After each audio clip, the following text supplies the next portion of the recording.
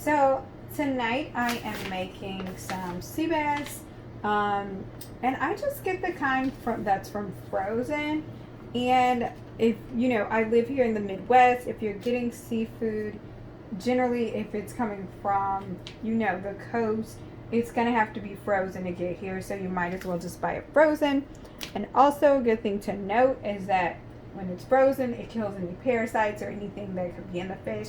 So some people like their fish fresh. I like to have mine frozen, and then I just cook it right from frozen. So this is a sea bass. Tastes delicious. I'm gonna go ahead and I put it right in the pan. So I've got some olive oil heated. Some avocado oil heated up.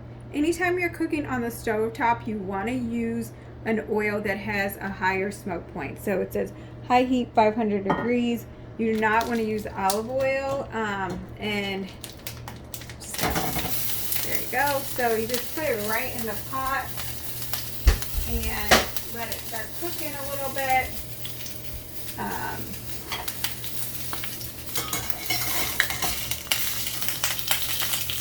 All right. While that's kind of unsigned, we're going to go back over here. I'm just going to show you. That is like so loud. I'm going to show you some of the seasonings that I'm going to use. So I have like a Cajun seasoning, which is a really nice, really bold flavor. And then a lot of times I'll use some lemon pepper. And then also this lemon and garlic seasoning from Flavor God. No salt in this one, or very little salt, only 35 milligrams, which is 1% of the daily value. So really good alternative to other seasonings. And then if you look at the lemon pepper, let's see if it has the amount on here. It doesn't. But anyway, I typically use a lot of this, a little bit of lemon pepper. The Cajun seasoning is going to be higher in sodium. But I love that flavor so much that every now and again I do use it. So what I'm going to do right now is I'm just going to cut my lemon in half and use the juicer. I'm going to show you here. Put that in here. And I'm going to just juice it right over the fish. Now I do have the heat turned up a bit too high. I did let this get a little bit too hot while I was getting the camera set up.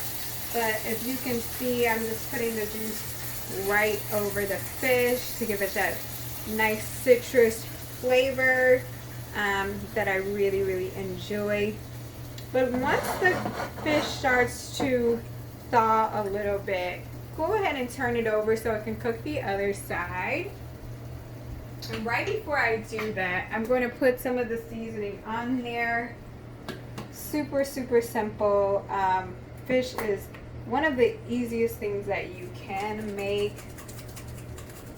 So, and what's nice, if you are a single person, you live alone, you're just cooking for one person, it's nice to get the frozen because you could just cook that one piece and not have to worry about having leftovers if you're making a bigger meal. So I'm just gonna season that real nice.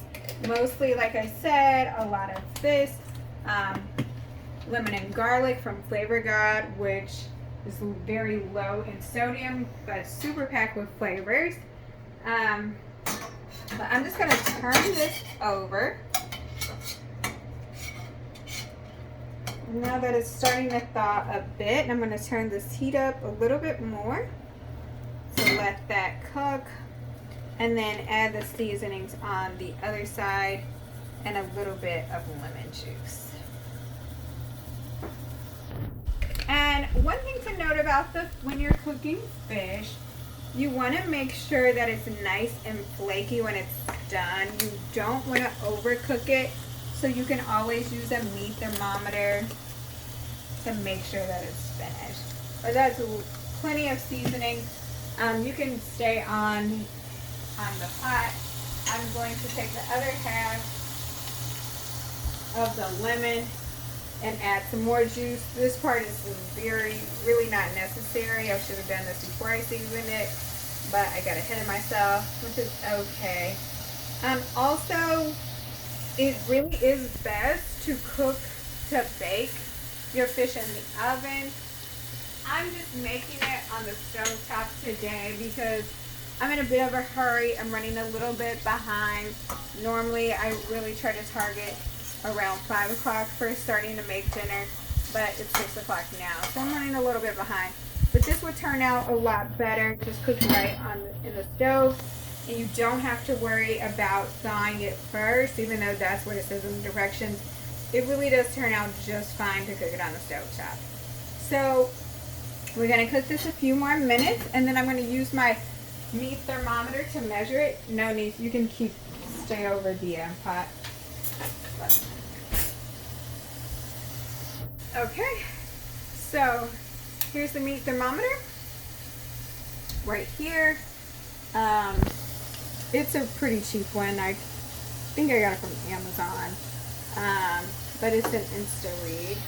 So if you look right there, it says it's at 170, which is way higher than what we really needed to be.